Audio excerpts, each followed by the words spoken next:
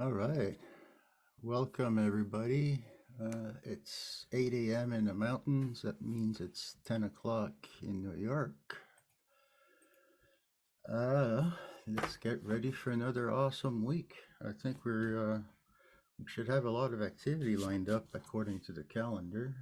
Today, not particularly, aside from a couple of bond auctions, but the rest of the week looks really interesting.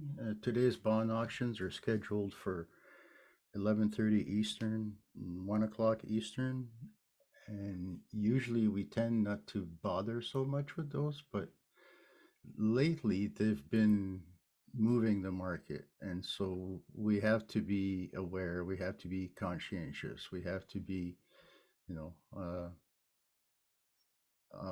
defensive.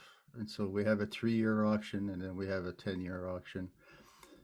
That's something to be on the lookout for, right? And so that we know that's in 1.5 hours from now. So until then, if we go and take a look at the daily chart, we can see over the last 16 hours or so, the high was put in.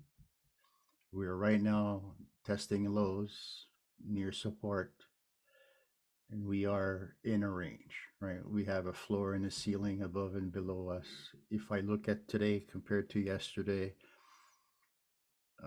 we are closer to the low and we are below the close of yesterday, so on and so forth, right? So that's a bearish candle. I want to see how bearish it is and if I need to trade bearish or if I need to be long, right? This is a range, so I could do either. Right, so I'm going to go down to a 1 hour chart, and then I start drawing my floor and my ceiling, right?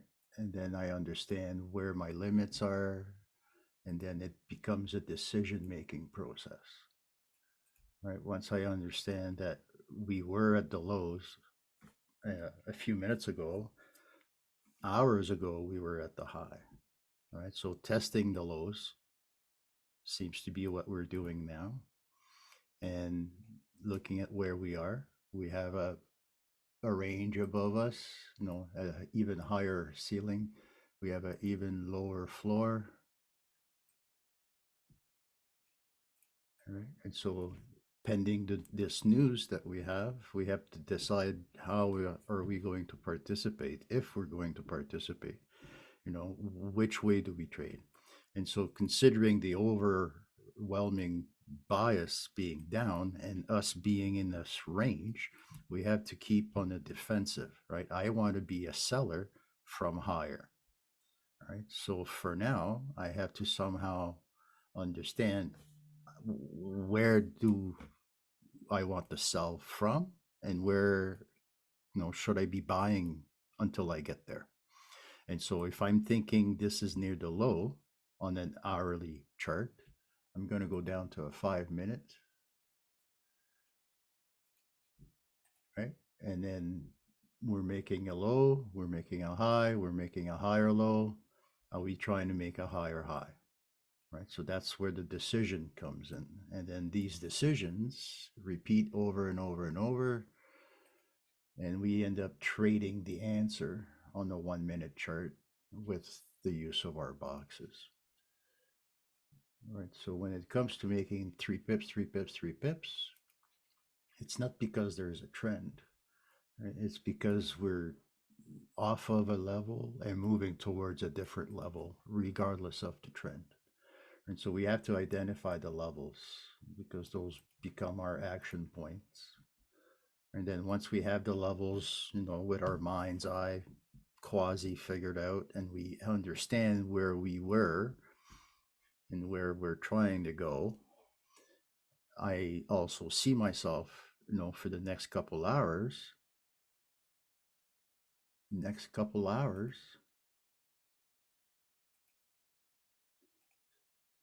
is this going to go to the South Pole in 2 hours? Or is this going to find support in this area here and go up for a couple hours, right? I'm thinking it's going to go up. And so if I go back to my 5 minutes and I build this ladder, I'm thinking we're going to be going up the ladder, right? And so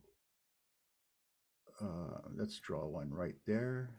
Let's see what price that's at. 7.5, you know, if we round. And so let's find our boxes. We should have boxes here from the days before. There we go. And now with our boxes, we can start tracking the market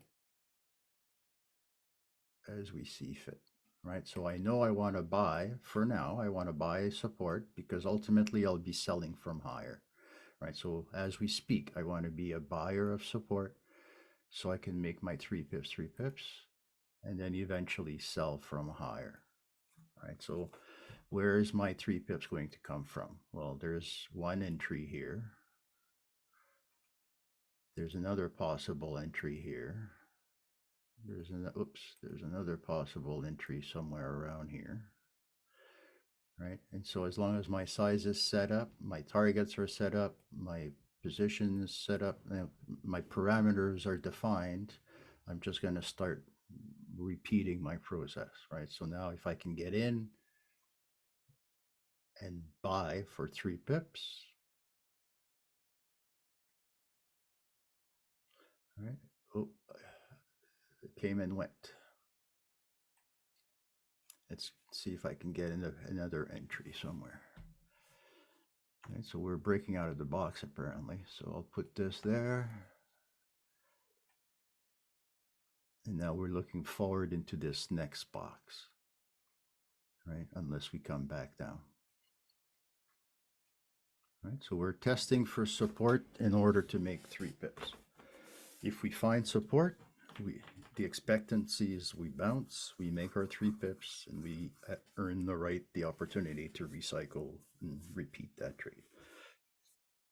Right, so if I can get a red candle or an opportunity to buy, I want to buy when it's cheap, not when it's at the top like this. Right, so cheap is the name of the game here.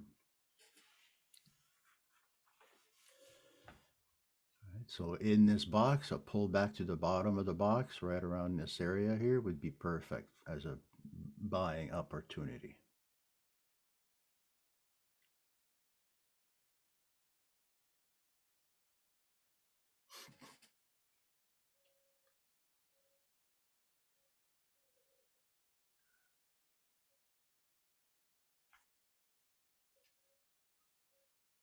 Right.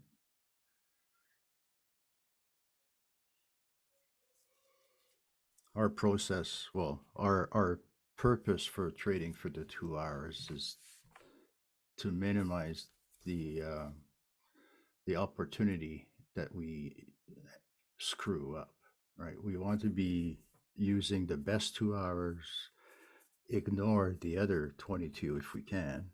And then in that 2 hours, you're creating this potential. And that potential is an average that is your paycheck, right? So you're chasing the performance in that 2 hours. And for us as a risk manager, that means we're chasing the losers in that 2 hours. Right? The winners are supposed to take care of themselves. If we can get into a trade here, those trades would have won. Right? So it's this, patience, wait for the entry. Once you have the entry you're looking for, take it. We are opportunists. So, oh, there's those red candles. I can take a buy. Oops, I was a second late there. All right, so that's one entry, and that now becomes box number one. Right, so I now have one trade. So that one trade is in box number one. Right, that's where my risk is.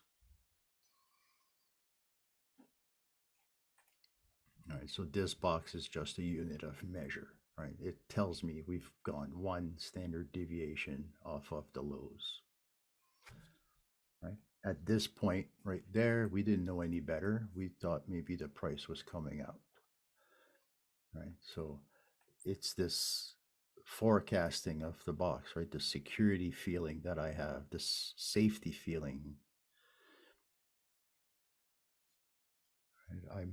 I'm aware of what the market is capable of, probably trying to do, right? I have to be in line with those expectations. I can't have my mind set on a home run when the market's only trying to do singles, right? So I just took a second entry at this area here, right? All of this right here.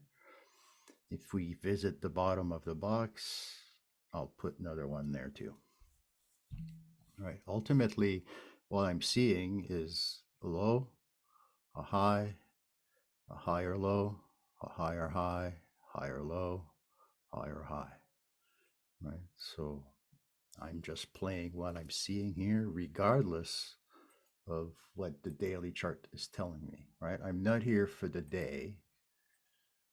I'm only here to gather information on this chart and trade the facts, right? So the information that I gathered was telling me we were near the lows, we were at support, and we were bouncing off the lows. And I looked to see how that bounce happened or was happening.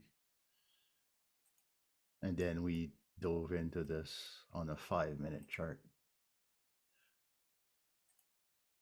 and started drawing our action points, right? And so as those action points become answered questions, it gives us this consistency, and it gives us this feeling that okay, I'm on top of things. I'm aware if something falls off the box or falls out of the box, it's a matter of us acting on that, right? The box is a security asset. It's for you to look at it like a filter and to act on three sides. Right. When we're in box number two, so if this was my box number one and the market pulled back down, putting me into my box number two, if I'm in box number two, I have a decision to make. Right? I choose to stay and continue to trade, or I close my losers and maybe reverse everything and go the other way. Right? Box number two is the critical box. If you choose to spend money here, if you choose to fight in here, uh, you're looking to spend percent number three and percent number four, right? At least. And so the issue is not do you have the money, but are you willing to fight? Like, how confident are you in your bias, right? So I'm thinking I won't be needing that for now, right? We'll see what happens.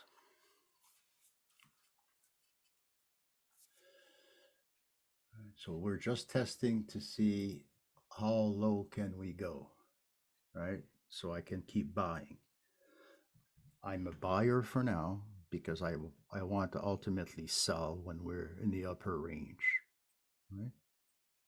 We're at the bottom of the range right now. And we don't sell at the bottoms, remember? We sell near tops.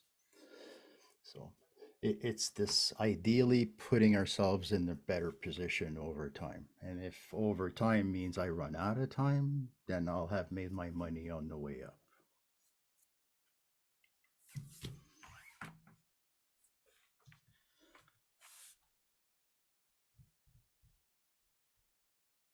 Right. So uh, there's an opportunity to buy right there. Right. So now I have 3 clicks. I have to pace myself because I'm only allowed 4 per box. Right. They're all the same size. They're all worth the same amount of money. And I'm not martingaling. I'm building a position that ultimately is worth 4%. Right. That's if I need. The objective is to use one box 1% and to recycle it without the need for the other 3%. Right. So if we assumed our bias or our directionality here, if we assume our trend is correct, we are probably going to make a few pips here. Whoop, there we go. All right, so we're starting to close some trades. All right, so if I can pull back another red candle, I'll I'll buy that. All right, so I need to see some sellers come in. Boom, there's our red candle. So I'm back to 2 trades now.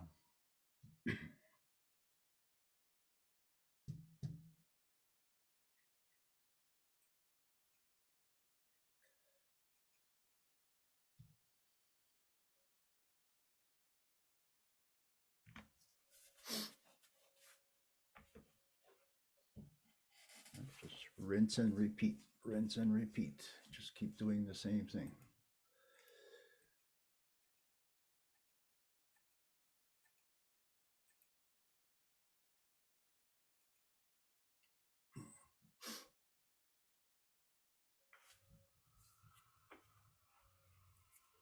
There we go. Let's open a couple more.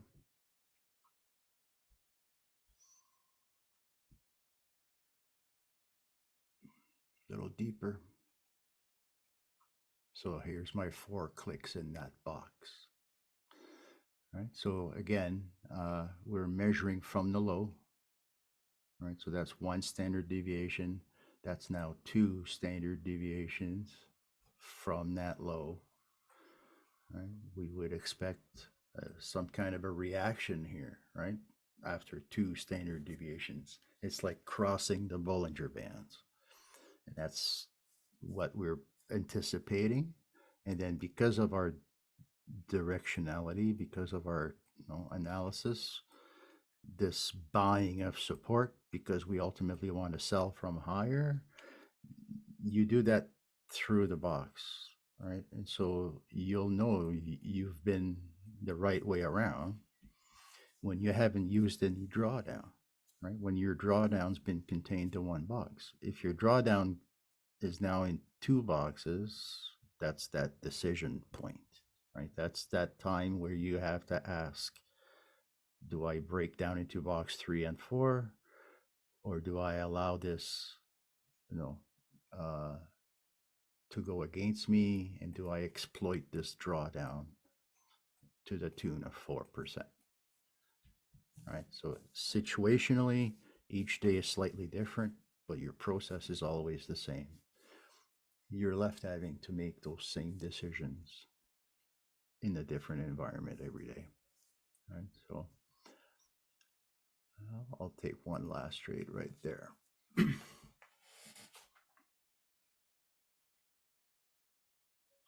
With MT4, it's getting harder and harder and harder. For those that don't know, MQL4 and MQL5.com are Russian companies. And so MetaQuotes is based out of Russia. And with the advent of late, it's probably not going to get any better. A lot of companies are pulling back their support. Uh, and so, yeah, and some of that has been, uh, ongoing for a while now. A lot of prop traders move brokers because of this, and ourselves, we have to. It's called broker risk, and so you have to find an alternative that you're comfortable with. And the more registrations the broker has, the more eyes are looking at the broker, and so the safer that broker is likely going to be. Right? And so, but yeah, you remember the platform does not make the trader.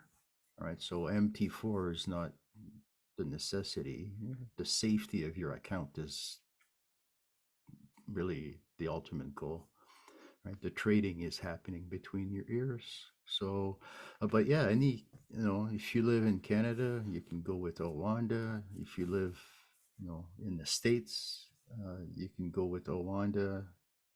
The broker itself, has to play by the rules, and so they play by the registered, the compliance and stuff. And ideally, you need to learn to trade within that environment also. right? So it's all about the losses and how do we manage those losses. And if you can trade first in, first out, with this method here, what's happening is you end up aggregating your entries and then you end up having an average, right? So uh, ideally, it's the same system, but it's how you enter the trade that's slightly different. Okay, so now that we are testing box number 2 here, if we do go into this lower area, that opens up the door for me to spend percent number 2. Right, and so I've already determined where my entries are likely going to be. Right, that's my plan B, because plan A was on top there, and I'm willing to fight for this. Right, so I'm willing to spend money in box 2 instead of taking my losses in box 2. Right, so if I'm to lose, this would be the place to lose.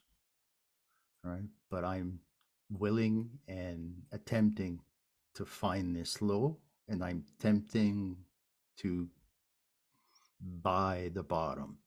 Right, so my job is to spend my money so I can find that bounce. Right, I'm not here to play a trend. If there is one, it's not for me to catch. Right, it's nice to be aware of the trend, because if I'm building all of this and I'm doing it counter trend, and all of a sudden, the news comes along and the trend resumes, I don't want to get caught with my pants down, right? But I have the suspicion that we're inside of a range and that we're only testing the bottom.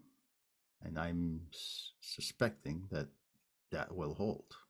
And so that's what I'm building for. Basically, I have the willingness to spend my money to fix this problem, right? So it wasn't a problem when I first took the trade, right? I took these trades with the assumptions that it would bounce. There was no problem until it went into box number 2 right here. And so this right there, and the money that I'm spending in this area, is to fix box number 1, right? So the average price right there is what I'm moving. I am maneuvering this white line, right? And right there would be a good place to trade. And I just moved that white line slightly closer, just ever so slightly, right? So now it's only 6 pips away, whereas before it was 7 or 8 pips, right? So I'm just doing this small amounts at a time. This is already one move, one standard deviation from the high, right? We've already pulled back one box off the high. And so it's a good place for a bounce here, right? If we pull back into this box, I'll spend a little bit more money, right? You just have to keep track of how many trades you have and where your money is and how much of it you've spent. Ideally, your layers are evenly spaced out, right? Because you did that work on the 5-minute chart already, right? The rungs on your ladder.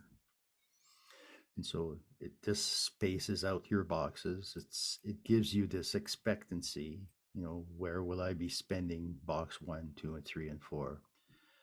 Within the boxes, you're spending the same amount of money each time based on the opportunities that are presented. Right, so it becomes difficult to overtrade if you can have a little bit of self-discipline, restraint. You control the number of clicks. You let those clicks pay you over time.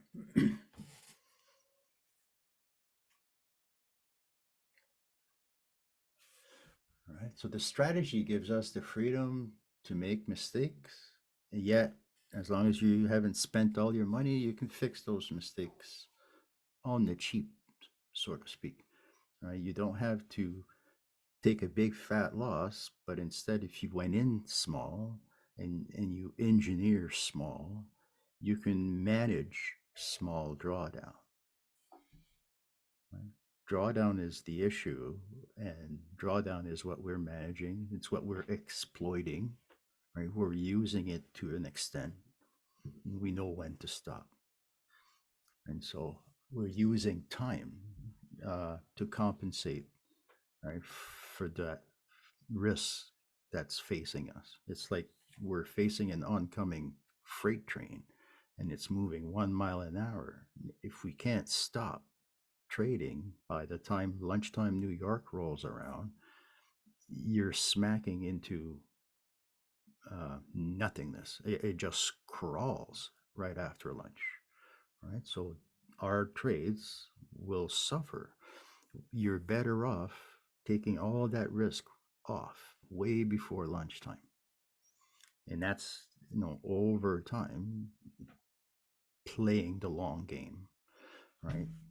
Go flat every day.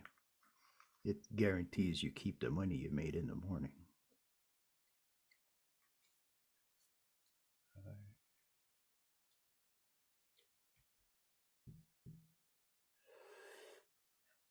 8:30.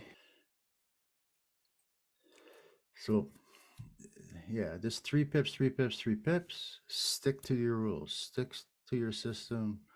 All right. Try to stick to one plan A, and then involve plan B, right? Box number two, if you must, and then have the conviction to follow that discipline, that behavior on the three sides of the box, right? Right there is an opportunity to build that position. Right. So now I have one too many. Right? I just put one too many trades on. I have all my available 8 clicks spent already. Right. So let's see what happens. If we have to break the low, if we have to go down into box number three, uh, maybe I can hedge. Maybe I can take a loss and turn everything around and go short instead. Right. This is what a swing trader would consider their stop loss. Right. And then in exchange for these two boxes, they'd be willing to go for 4 boxes.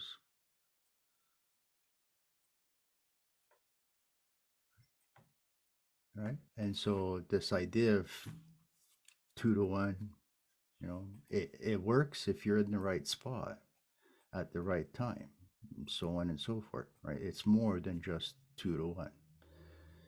And so I think what we have here is the right time of day at the right position, right? It is 8:30 my time, which puts me near the low of the day, which gives me the idea that if this is support, which we assumed it was on the hourly chart, because we've been testing it, then if this is support, it's likely going to hold. And the next hour or so are probably going to go up, right? That's the assumption we're making. That's how I've built this position. And this is what I'm now waiting for, right? I've built this with the intent to see something like that. And so therefore I'm postponing gratification, right? I'm buying on the way down, knowing that I'm waiting for a bounce back up, right? The wait is what's killing everybody, right? And then when we start breaking levels, the lack of plan B is what kills everybody else, right? Not knowing what to do here, or here, or here, or here, or here, right? Not having plan B. And so what we become really good at is creating this plan B, right? Finding where that low is, not on purpose, right? We're not purposefully picking tops and bottoms. We just buy support. And I happen to be buying support at this time of day, which happens to be near the low, right? And the intent is to see it hold. If it doesn't hold, we know how to behave, right? We have our alternative box, we have our alternative plan, We have this engineering that we can get into, that we can spend the money that's allocated to this, right? The money that's allocated to fixing. So it's not like I'm chasing the loss, right? I'm actually building a position because I'm testing for something, right? I'm testing for a level. And when I find that level, when my assumption is finally correct, I make my money back on all my open trades. And this is where people kind of lose faith in the system, right? When, how do you know?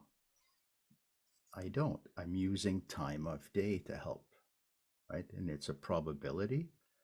And so it's definitely not for sure, right? But the probability is enough, and it's good enough that I'm willing to spend the money on it every day. One way or another, I'm willing to test for this low or this high on a daily basis at this time of day, one way or another. And technically, it's the law of large numbers that I'm hoping to exploit, right? If I find what I'm looking for and I do it consecutively, I do it repetitively, I do it over and over and over, even with the losses intertwined in there, I'm overwhelming the losses with wins, right? So it's me showing up, getting back on the horse, doing the same trade again, twice, maybe three times, and then stopping. If I can do that every day, stop every day, I win. When I overtrade every day, or if I have the wrong bias and I built this position totally upside down and everything goes wrong on me, then I lose for today, right? And that happens. That's what trading is. And so I hope to do everything properly. I get up in the morning hoping to be the best trader that I can be, right? But I don't know what I'm going to be faced with.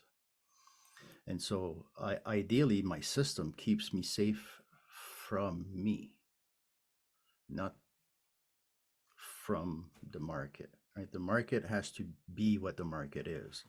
I have to have the means of filtering that out and only capturing what I want to capture, right? My job is to manage the trades that don't work while trying to optimize those trades that do work. So 8:33 my time, testing the bottom, testing the low of the day. Is this a double bottom? We will see. Right, we'll find out soon enough.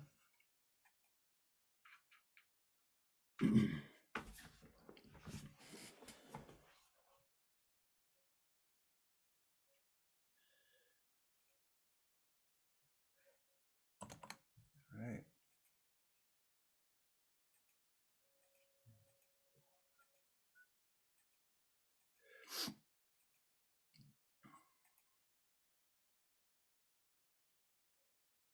There we go.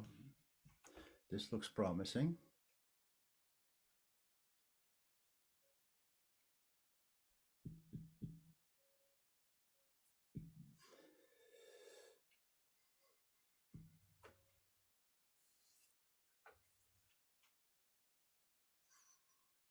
Right, so we already spent the money for these two boxes. I have to wait for one or two trades to close so I can spend a little bit more money. Right? We have plan B below us. We have plan A above us. And we have this engineered structure right there in the middle, this white line, right? That's the average of everything we've done so far. And that becomes our exit, right? If we can beat that white line, we're in the money.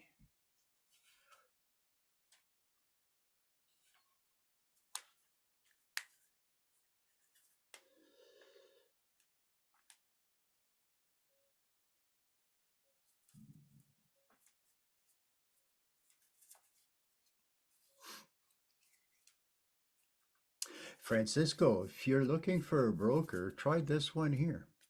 this Optima broker, you can have C Trader like this, or they also have MT4.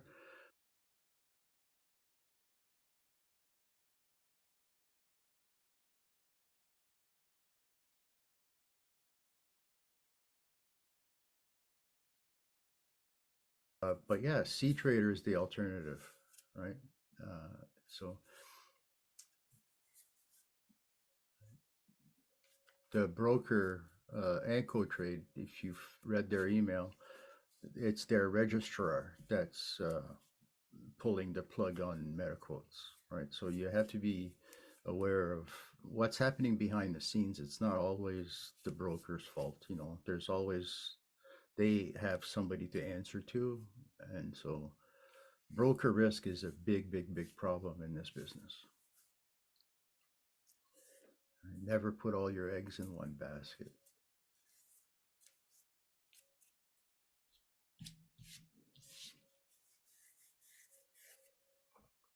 All right.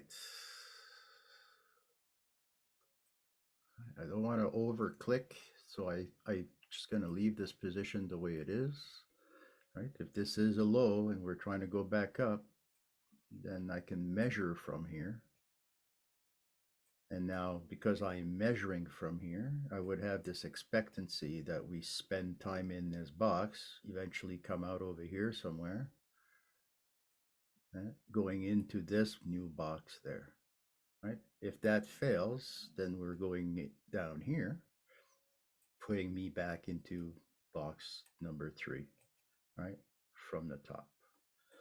So that would open up percent number 3, and then I hope I don't need to, but percent number 4, right? And you'll notice that's my last chance to find that level that I'm looking for before I get tapped out, right? So I have a plan and I have a strategy, like an ultimate safety net, right? If I'm a trapeze, I have a net at the bottom. I'm hoping to not fall off the trapeze, right? And so I have all these alternative strategies to get me out of this mess.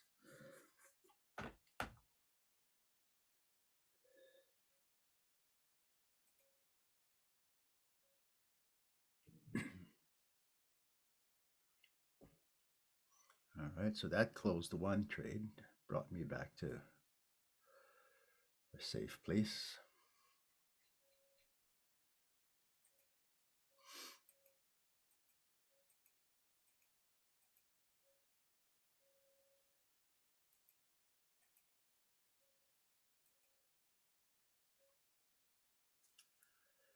All right, come on.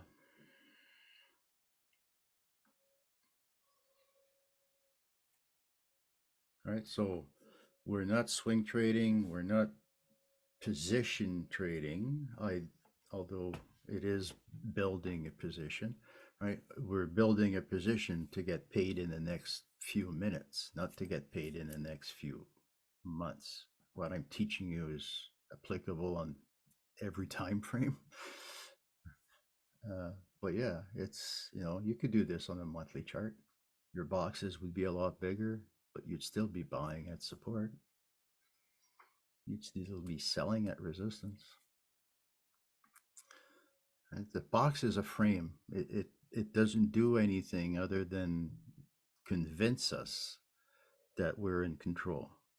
Right? If I can be in control, if I can have a plan to execute and without stress, you know, the stress part is where the box comes in. The stress is uh, washed away with this box, right? The box allows me to create a plan, 3 plans for that matter.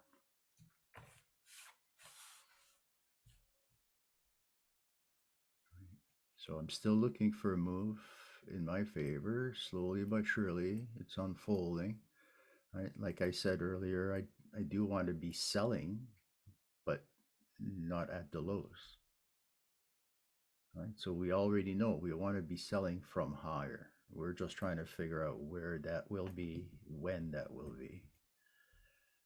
Right? So we have to start measuring boxes on the way up.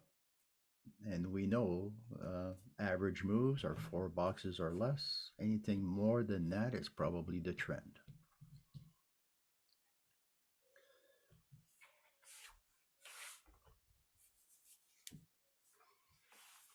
Right? So considering that I'm not a trend trader, I'm trying to live within my 4 boxes.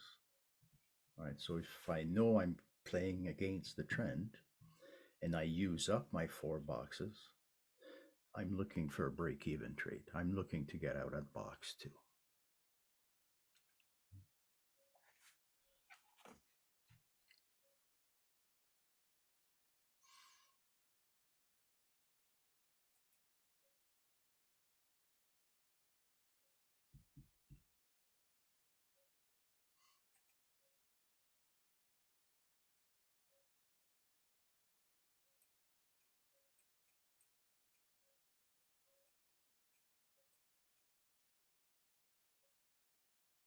All right, see if I can reopen one trade right there. Right, testing this inside swing. If we go a little bit deeper, we might see inside of here, right there.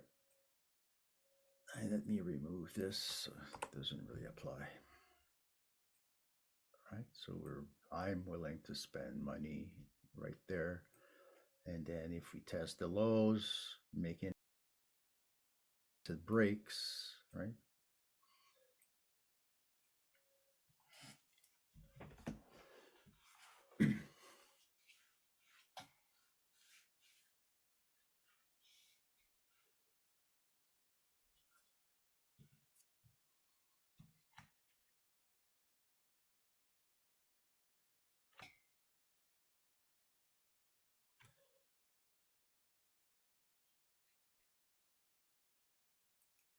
All right. This is the scary part, right? This is when people give up on their trades or, fall off the wagon right here, right now. The stress is building up, the anxiety is building up. We're 3 boxes in. What's happening?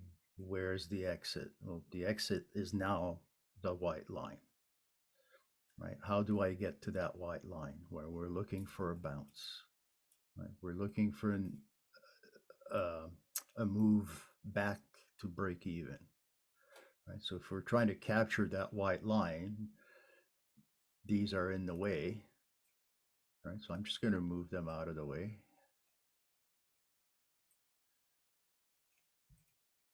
Right? And so now we're still testing the low. Right? I'm going into box number 3, opening up the door for another allocation of money. Right? So I'll take a trade, and I'm trading right around here. Right? We're trading this inside swing right there. So that's the trade that I just took.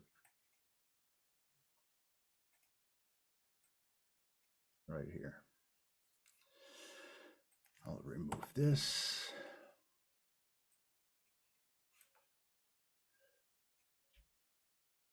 Right. So as a measuring device, our measuring cup is telling us what our standard deviations. It's telling us this move right there was 2 standard deviation, and we pulled back to the center, and now we've gone back to the outer band. Right. If we measure that move right there, that in itself was 1 box. Right. So we're just measuring standard deviations. The unknown is how that next 9 pips coming. How is the next 9 pips coming? Is it coming from here and going down to here? Or is it bouncing from here and going up? Right? So it's this the lack of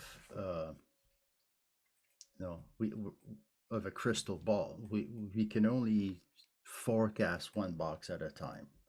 Until you break that box, you're still in it. And then when you do break it, you have to have a plan. You have to have an alternative for the facts that are not coming to fruition, like for what you expected to see failing, right? And an alternative is not, it's not a show of, of weakness. It's just, you know, a change of plan.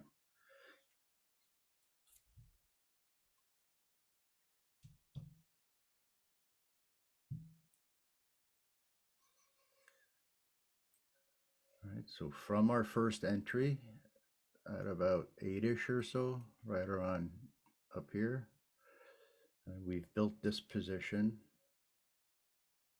on the way down, right? And then we know time of day is now part of the equation, right? I played a pullback, right? I built a position in the pullback.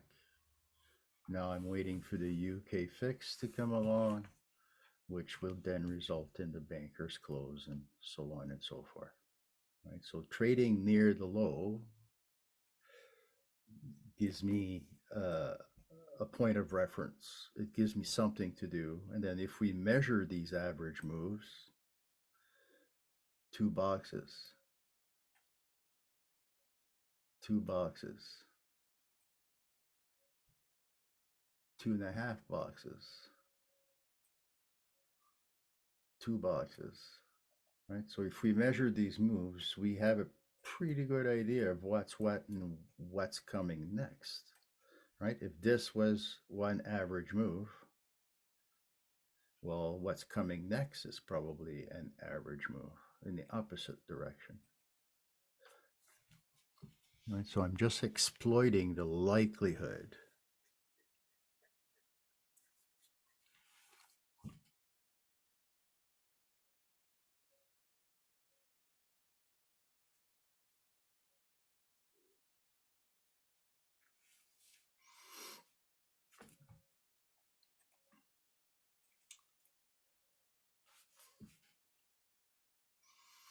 Mhm.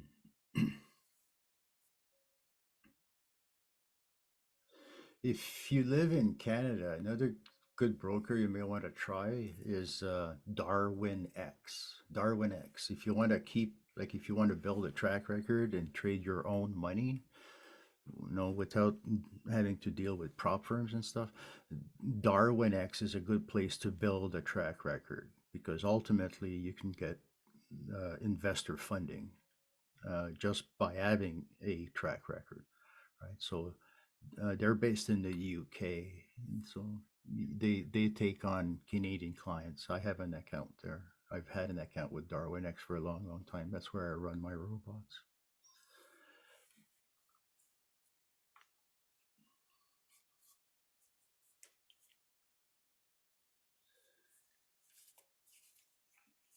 Right. So is this the new low of the day at 8:37 or so, right there? Right. That's the question we have to ask ourselves, and then anticipate yes or no. Right. If the answer is yes, we get paid. If the answer is no, I have to fight my way out of this, right? I have to seek that break even. How do I seek it? I engineer it. I make it accessible to the market. I put it in the position that the market won't have a tough time tripping over this white line, considering it's only 11 pips away. It's 1 box away, right? So if this is a low and we bounce, I spent enough money to get out. If it breaks, I'm now allowed to spend more money to move that white line to make it accessible, right? So I keep moving that white line by spending more money. It's like an insurance company, right? I'm fixing it so that I spend less than I should have, right? I don't want to hit my stop losses. And so I'm fixing it so that I can get out of here with breaking even, and that costs money.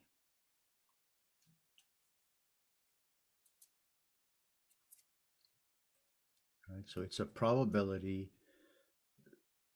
on one side versus the failure or the management requirements on the other side, right? So it's either going to work all by itself, like it seems to be wanting to do, or I have to get involved, right? And so it's this plan A versus plan B.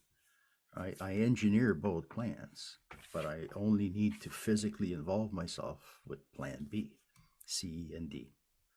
Right? Plan A takes care of itself. And right here, right now, we're heading towards the target without having to do anything, right? We're just coming back up from a low.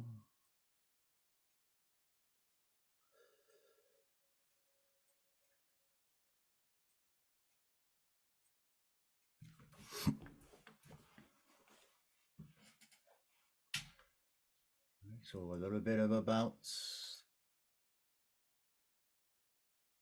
nothing major, nothing, outrageous.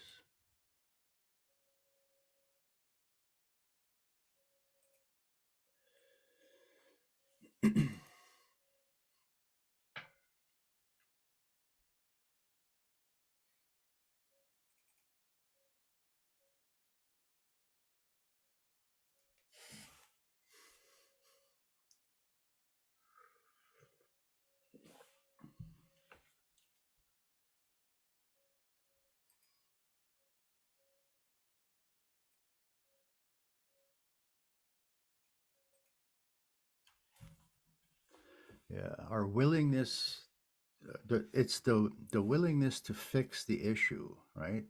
And so it's calling it for what it is. It's drawdown, right? Drawdown is work in progress. It's not something that is evil. It's something that's necessary. And if you associate it with a loss, you already have lost that money, right? I put the money to work, and then I set it up with more money so that it ends up behaving a certain way, right? I'm controlling the outcome instead of letting the market dictate the outcome. It's trying to dictate. The market is moving a certain way. I am interfering with that behavior by me moving my trades a specific way, right? By spending my money in a processed manner.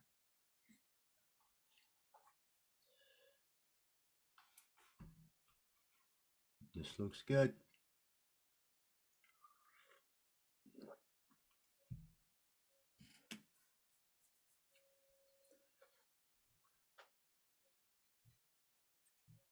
The bond auctions are coming in about 30 minutes, and usually it's not an instantaneous reaction, right? So I don't know if you've noticed, but in the last few, they've been moving the market a lot more than normal. And it usually happens about 30 seconds or a minute or so after the news comes out, right? So the auctions takes place and then the market reacts. Considering it's December, a lot of window dressing is taking place. A lot of manufactured trades are on the books, or positioning is taking place uh, because of December, because of year end. We have to be cautious. We have to be wary of what's happening with the bond market. Right? There's a reason why it picked up its shoes and ran the last couple of times auctions took place. So we have to be cautious of that, right? It's just a note, just somewhere, something to be aware of. It's not something we used to care for, right? The bond auctions were minimal at best, and now it's something that's been moving things. So awareness is key.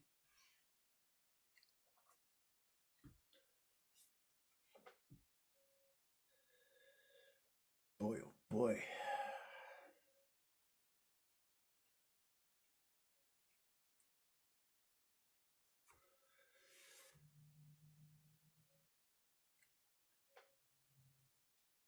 Right. UK fix should be coming in any second.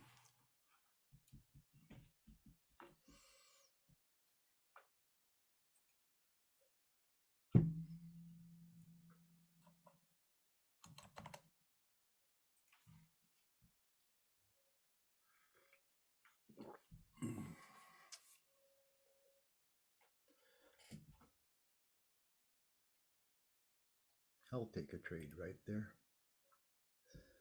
If I'm looking to my left, I see this area here, this area here, what was happening at that level right there. And I'm just looking for a little bit of a bounce. And again, we're not trying to go to the moon, right? We knew from our very first top-down analysis, this is a range. We have a floor, we have a ceiling, we're stuck, right? And so this idea of trying to trade the trend would get us in trouble anyways. We have to trade support and or resistance. We approach the market near support, and so we're playing for this bounce, right? We're expecting this bounce. It's the probability off of support, right? Time is the next part. Time is where you lose patience, you give up on your good plan, you close your trade just before you see it go your way, right? And so this idea of the box is really to show us that we're still in control. Nothing is broken, nothing is wrong, nothing has to be, you know, uh, nothing requires us to panic. I'm just moving all the take profits together above the white line, right? So I'm looking for that break even trade, which from here would be one and a little bit, one box and a little bit, right? It's not out of control. It's not, no, out of the realm of what the market is capable of doing.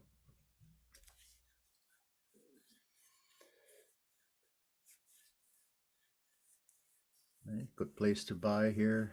And same thing with gold too. If gold fails to hold support here, we're going to 1940. If support holds here, we're going to 210. So whatever it is your poison might be, there's something here for everybody.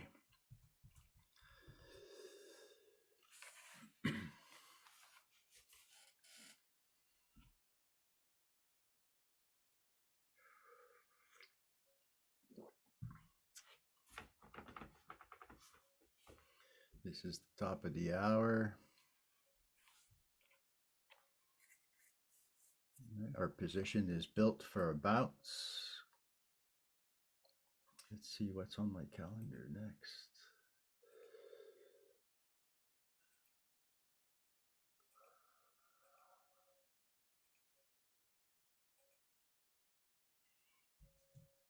I have to go.